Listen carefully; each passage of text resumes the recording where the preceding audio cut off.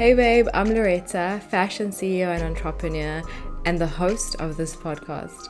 Welcome to Babe in Business, where I share my entrepreneurial experiences and everything I wish I knew before I started my fashion brand.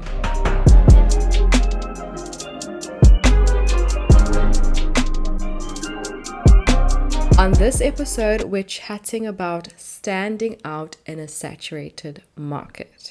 If you've established a business in fashion or in a field alike, and you're at a point where you want to dominate market share and have the upper hand with your customers, then this episode is for you.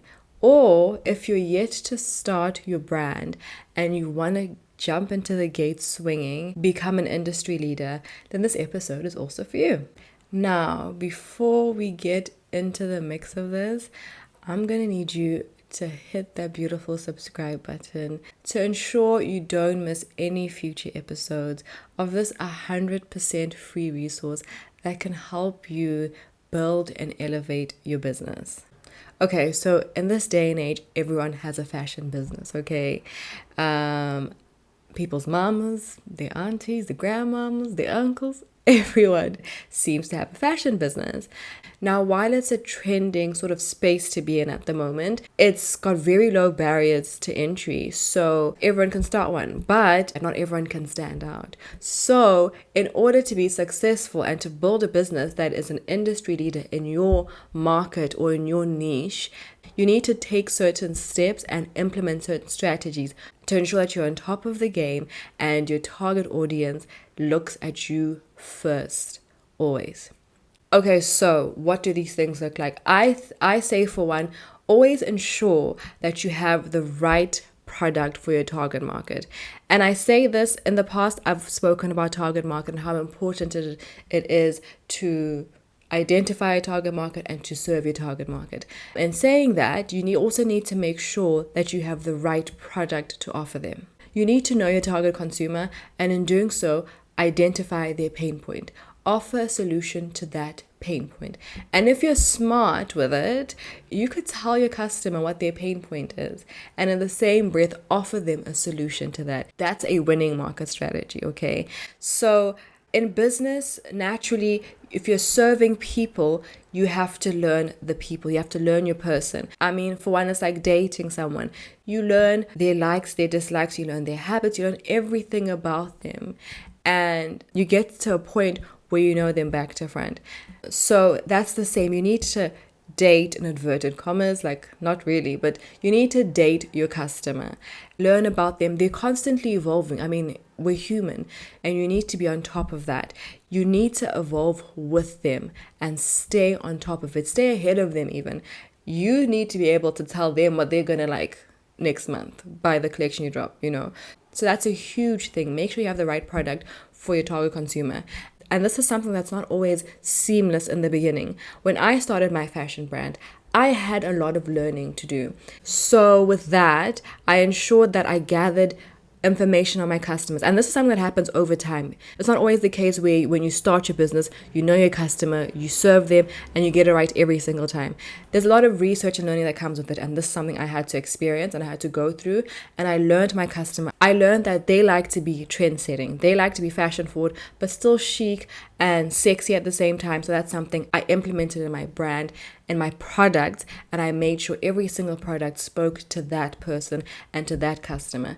The pain point. There was nothing worse for them than walking into a restaurant or into like a hangout spot and seeing someone else wearing the same outfit as you. And that's something that happened a lot before a lot of indie brands came along, because everyone was shopping at the same stores, because it was very limited, the amount of like really good high fashion, not even high fashion, but the really good trendy pieces were very limited.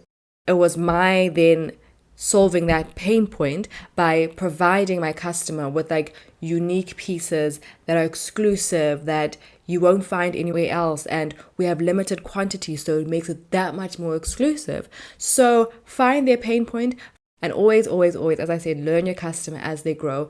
As your business grows, you need to stay on top of them, and as I said, even ahead of them. Then I believe you have to position your brand with the USP at the forefront. So whatever makes your brand unique. This is the question: what makes you so special? You have to lead with that. Answer that question. I know it sounds cheeky. I know it sounds like you're being undermined, but it's the reality of it all. This is a saturated market. You need to identify what makes you so special. That's something that you didn't identify and lead with it. When a customer is looking to buy something in particular and they're looking at you and all your competitors, they need to see at first glance, at first point of communication with your brand, they need to see that this is the USP and this is what I'm going to get if I go here. And in most cases, it would be a signature product. In some cases, it would be their branding and how they bring forward their brand and differentiate one or a few elements. You could have a USP whereby you sell the most comfortable shoes ever. We all know heels are not always comfortable. A lot of shoes are not comfortable. So you could position your brand, have a shoe brand, but customize it or add an element of cushioning to it that makes it so much more comfortable for your customer. We're in a consumer's world right now. It's an era where consumer is king, okay? So if they see your brand and they see, I can be comfortable and cute, that is a win-win. I'm done, I'm sold, that's where I'm at. If you have a USP, use that at the forefront so it answers the question, what makes you so special? Okay, so another point is you need to provide and communicate value consistently. In this day and age, it's a consumer's world. So brands need to make that effort to go out and communicate how you'll make your consumer's life better. And it may be a vanity metric, which, I mean, in fashion, a lot of the times it is, unless it's like closet staples and stuff people need to like function.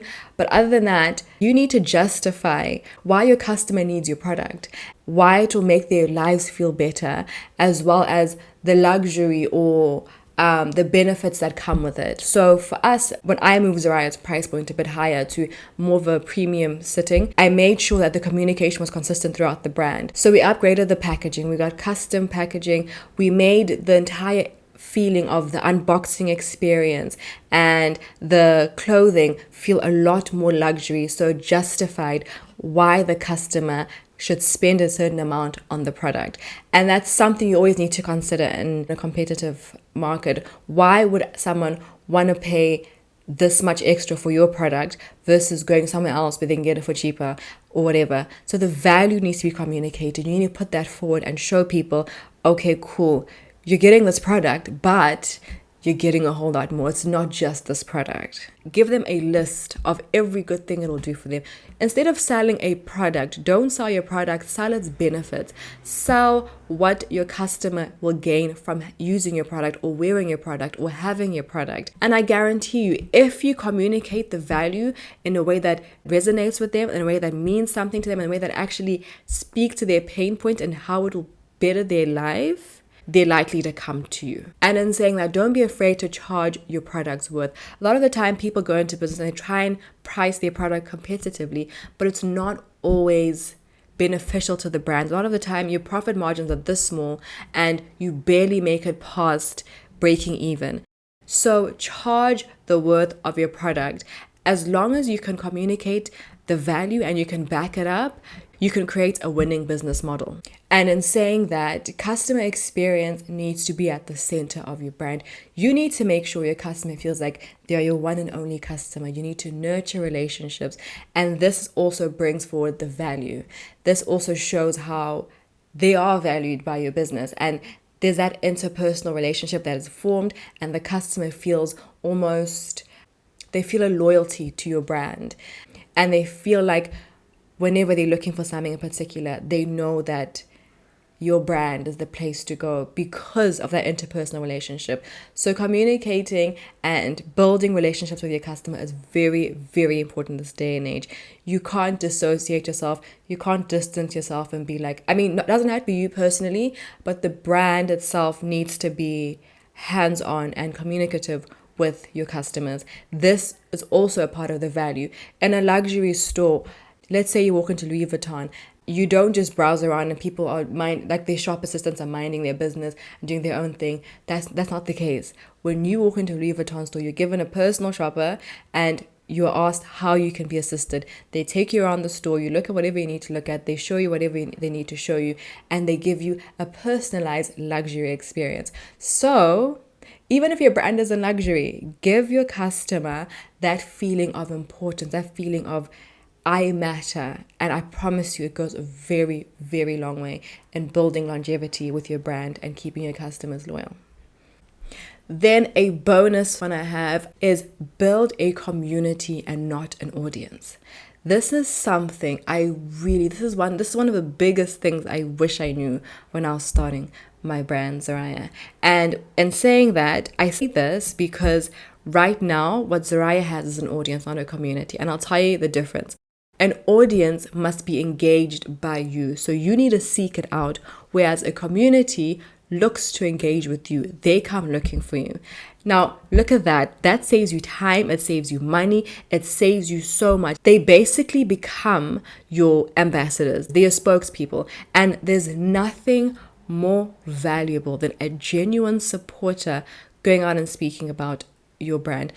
I promise you now, it'll position your brand and give your brand way more credibility than paid advertising would on any day. So when you're building from your target audience, make sure you're building something that is community-based and not audience-based. So make sure you give your customers a lasting impression that makes them come back to you and it becomes a community. Rather than selling them something, giving it to them, letting them go and not nurturing that relationship.